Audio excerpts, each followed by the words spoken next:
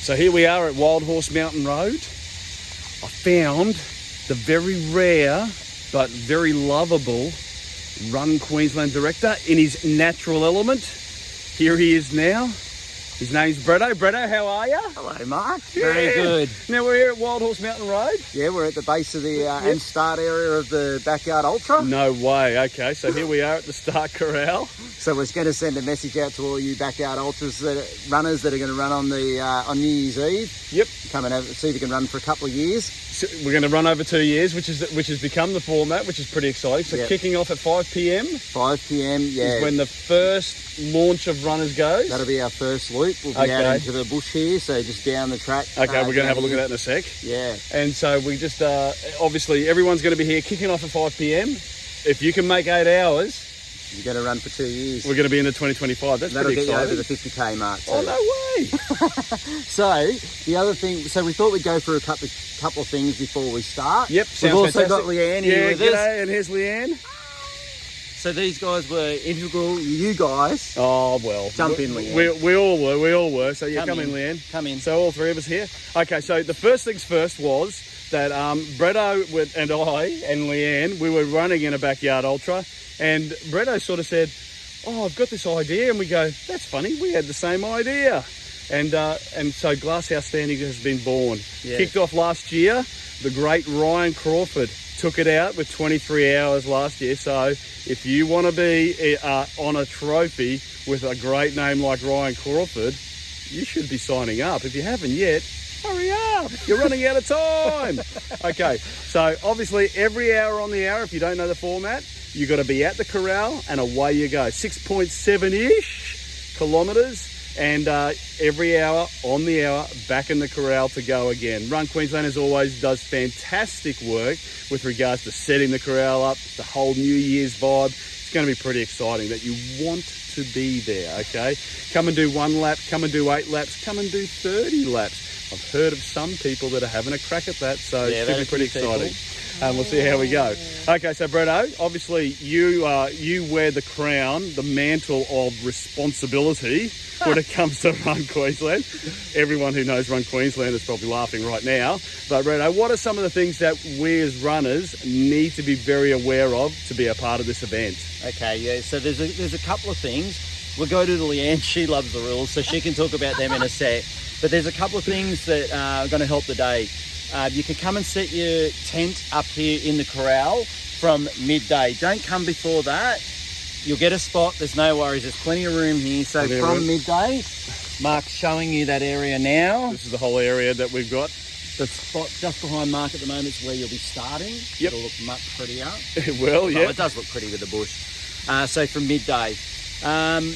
There are a couple of things for mandatory gear that you're going to need, and it's only for the night loop. So you're going to need a headlamp, which is pretty obvious. And the thing here is because we're going on the road, which is going to, we think, keep a few more people in the event for a bit longer. Absolutely. You're going to need one of these vests because we are sharing part of the course with cars, on New Year's Eve. So they're the only two bits of mandatory gear that you're going to have. So get yourself a day-night vest. You need a day-night, it'll have the reflective tape on it. Awesome. Okay. So that's pretty much it for the basics of it. But I think one of the things is some of the rules. There's not many of them, so we'll let Leanne, you guys are really backyard ultra specialists. No, not at all. But Leanne can run through a few of those. Yeah, share some of them, Leanne. Yeah, so some of the key rules we've already talked about a bit. So you've got to be in the corral, which is our area down here, on the hour every hour. And you've got a full hour to complete the loop. You can run, walk, skip, whatever you want to do. You've just got to get back within the hour, do whatever you need to do, toilet, water, food, bring lots of water and lots of fuel. You'll need it, but you need to be back in that corral ready to go on the hour. If you're not, that's you done for the run.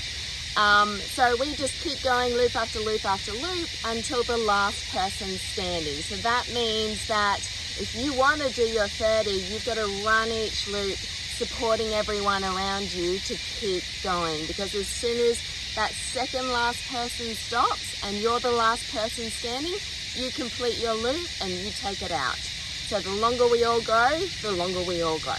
Yeah, fantastic. And that's very true. It's a great format in which you're actually encouraging people to succeed. And it's one of the great things I think we love about running too. We love to see people do really well. We love to see people succeed.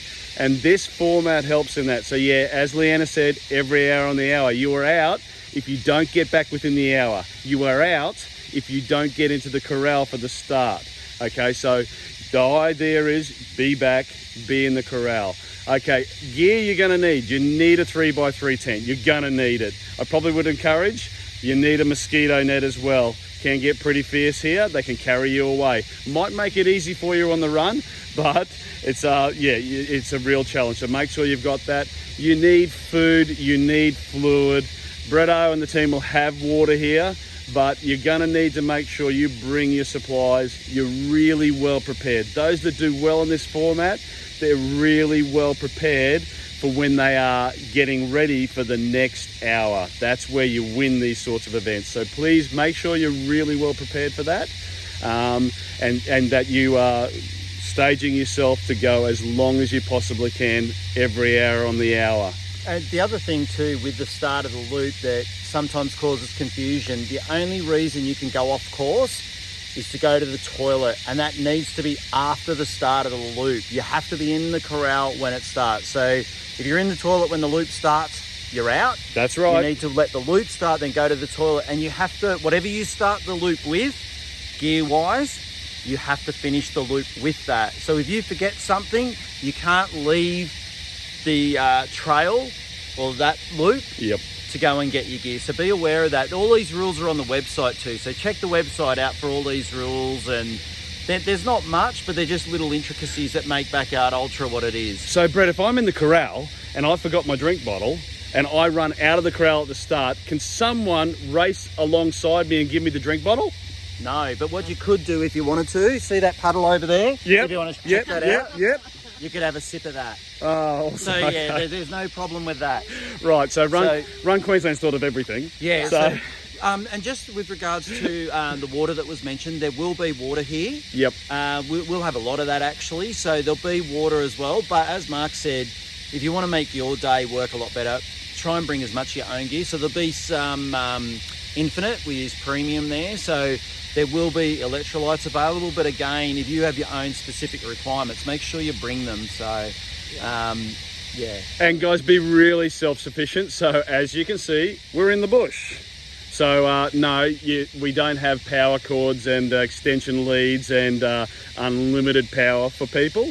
We will, but Mark, we will have the ability to heat some water up. Excellent. We won't. If 200 people came and wanted 200 cups of water, we won't have that amount. No. So, but there will be hot water available if you wanted to make yourself a cup of coffee. So I guess all we're saying is don't turn up and expect a quad pack for your tent so that you can run power, okay? So no, you've got to come really self-sufficient to be here today. So I'm sure we could, if you can coax someone to use a pedal bike to generate energy for you, go for it, but it's your choice to self-sufficient that.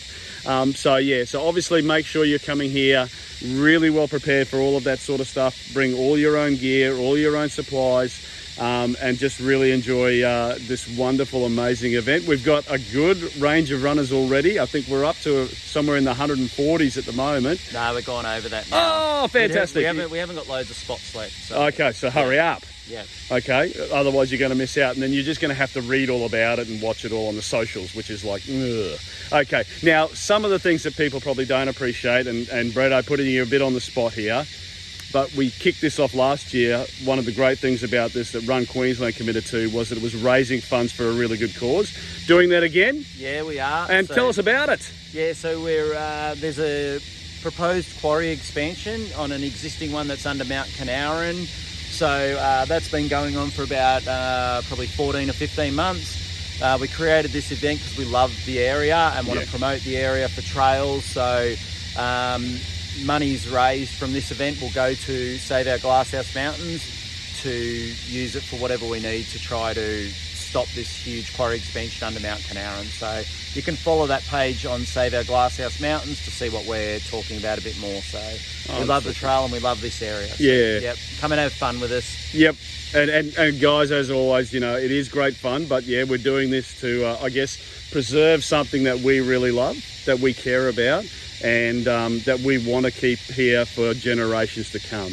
So that's so fantastic, Bretto, that you guys are doing that and committing to that, which is just awesome. Okay, we're just going to have just to wrap it up. I'm not sure what else we've got, but we're just going to have a quick wander through the corral, show you a bit of the road for the first launch, and just give you a bit of a warning about what the weather could be like, and getting yourself well prepared. So come with me, guys. We're going to wander down here. Yep.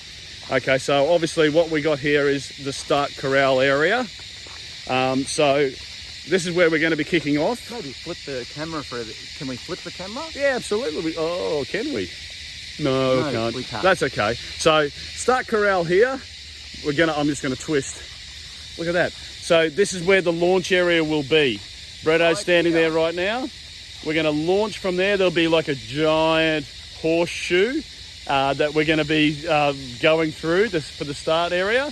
And then we're going to we either head that direction for what will be the night course, which is going to be the new road loop, or we're going to head that way, which is the day course, which is absolutely magic, running through the forestry, pine trees, the whole lot. So we're going to wander down just so you can see that road. So obviously we turn right and we head down this road, and away you go.